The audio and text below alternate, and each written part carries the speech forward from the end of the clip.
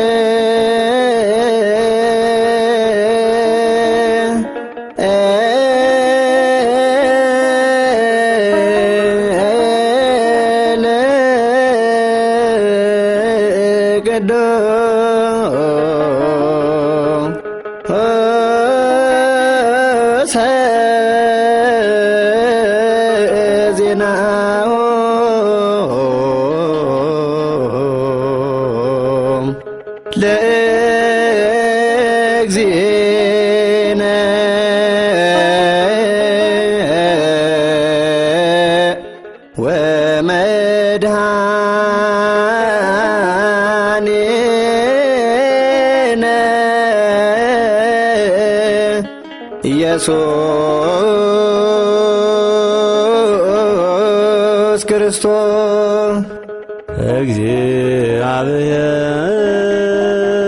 እግዚአብሔር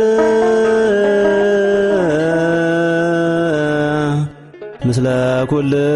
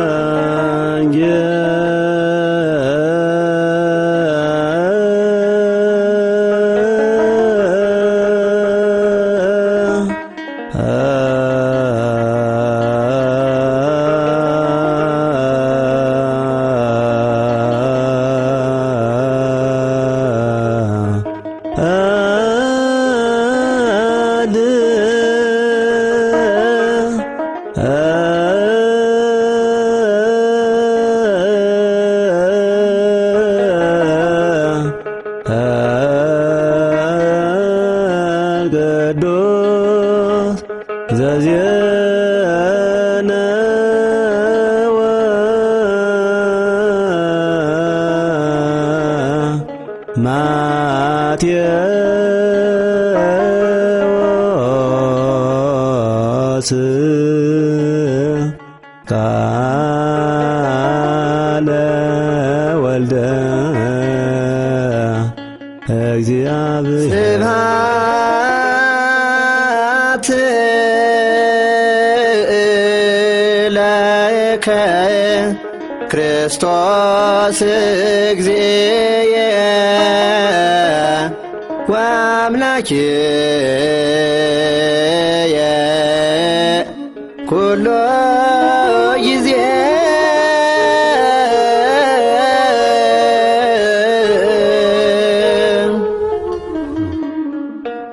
ወንጌል ማቴዎስ ካብቶም 12 ሐዋርያት ሓደ ኮይኑ ወንጌል ማቴዎስ ዝጽሓፎ ድማ ንሱ ምዃኑ እቶም ናይ ጥንቲ ቤተክርስቲያን አቦታት ብዘይጥርጥር እዮም ተቐቢሎሞ።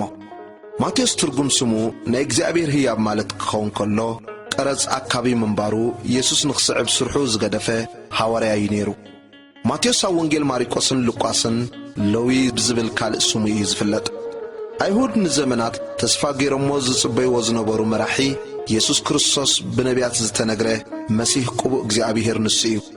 አይሁድ ካብቶም አጨነቕቶም ዝነበሩ ሮማውያን ሓራ ክኾኑ ሓድሽ መንግስቲ ከቁመሎም ዓብይ ትጽቢት ከም ዝነበሮም ከም ንጉሶም ንዓለም ብፍትሕን ጽድቅን ክገዝእ እዩ ዝብል ዓብይ ጽምዓት ነይርዎም።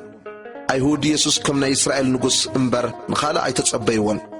ኢየሱስ ክርስቶስ ግና ናይ ዓለም ንጉስ እዩ ኮይኑ ተገሊጹ። ወንጌል ማቴዎስ በግሪክ እኳ ተጻሕፈ ነገር ግን መልእኽቱ ንአይሁድ እዩ ተጻሒፉ። ዕላማ ናይዚ መጽሓፍ ኢየሱስ ዝጽበይዎ ዝነበሩ ክርስቶስ እቲ መሲሕ ምዃኑ ብርግጽ ንምቕራብ ተጻሒፉ። ማቴዎስ ኣብ ብሉይ ኪዳን ስለ ክርስቶስ እቲ መሲሕ ዝተነገረ ትንቢት ዝፈጸመ ኢየሱስ እዩ ዝብል መሪሕ ሓሳብ ንምጭባጥ ዝተፈላለዩ መረድኢታት ካብ ብሉይ ኪዳን ጠቒሱ እዩ። ብተወሳኺ ኣብ ብሉይ ኪዳን ዝነበረ ናይ እግዚኣብሔር ህዝቢ ታሪኽ ብኢየሱስ ክርስቶስ ሕይወት ከም ዝተፈጸመ ማቴዎስ ኣጸቢቑ ገሊጽዎ ኣሎ። ከምኡውን ማቴዎስ ዕላምኡ እውን ናብ ፍጻሜ ከብጽሕ ኢየሱስ ናይ ትውልዲ ሓረግ ካብ ዳዊት ከም ዝኾነ ኣርጊጹ እዩ ዝዘረድእ። ኣብዚ ወንጌል ማቴዎስ እቲ ቁልፊ ዝኾነ ቃል ወንጌል ማቴዎስ ምዕራፍ 5 ቁጽሪ 17 ዘሎ ኮይኑ ንሕጊ ኮነ ወይስ ንነቢያት ክፍጽሞም እምበር ክስዕሮም ዝመጻኹ ኣይምሰልኩም።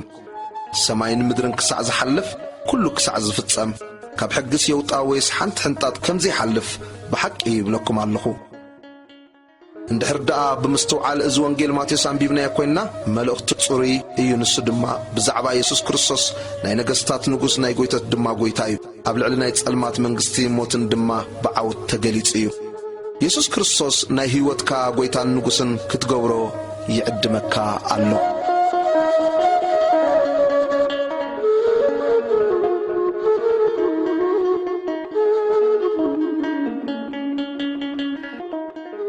እዚ ዝረኣናዮ ድሕሪ ባይታ ናይ ወንጌል ማቴዎስ ክኸውን ከሎ ምዕራፍ 1 ቁጽሪ 1 መጽሓፍ ወለዶ ኢየሱስ ክርስቶስ ወዲ ዳዊት ወዲ አብርሃም ቁጽሪ 2 አብርሃም ንይስሐቅ ወለደ፣ ይስሐቅ ንያዕቆብ ወለደ፣ ያዕቆብ ንይሁዳን ንሕዋቱን ወለደ፣ ይሁዳ ኸዓ ካብ ትዕማር ንፋሬስን ንዘራን ወለደ፣ ፋሬስ ንኤስሮም ወለደ፣ ኤስሮም ንአራም ወለደ፣ አራም ንአሚናዳብ ወለደ፣ አሚናዳብ ንናአሶን ወለደ፣ ናአሶን ንሰልሞን ወለደ፣ ሰልሞን ካብ ራኬብ ንቦአዝ ወለደ፣ ቦአዝ ካብ ሩት ንኢዮቤድ ወለደ፣ ኢዮቤድ ንእሰይ ወለደ።